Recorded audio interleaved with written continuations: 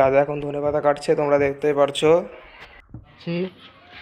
এই যে মশলা দিলাম, এই যে লঙ্কার গুঁড়ো, এই যে সিদ্ধ মটর, এই যে শসা, এই দেখো সিদ্ধ লঙ্কা, আর সাথে এই দেখো ধনেপাতা, আলুটা মেখে দাদার মশলা টশলা সব দেওয়া হয়ে গেছে।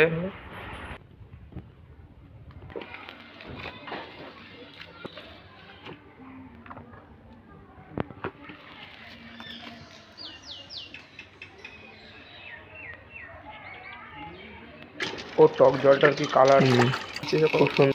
এই যে কাঁচা লঙ্কা।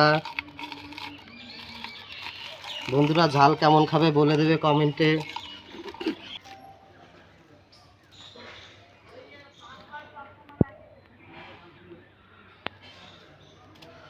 এখানে আছে লঙ্কার গুঁড়ো, ধনেপাতার গুঁড়ো, লঙ্কা, এদিকে মটরশুঁটি সেদ্ধ স্লাট এই গুঁড়ো দিচ্ছে দাদা।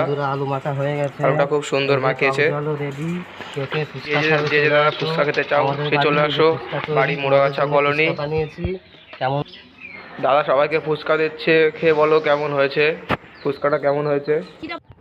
দাদা সবাইকে ফুচকা দিচ্ছে, তোমরা একটু খেয়ে বলো দাদার ফুচকাটা কেমন হয়েছে। যারা যারা ফুচকা খেতে চাও তারা কমেন্ট করো ফুচকাটা কেমন হয়েছে। দিদিভাই ফুচকাটা কেমন হয়েছে।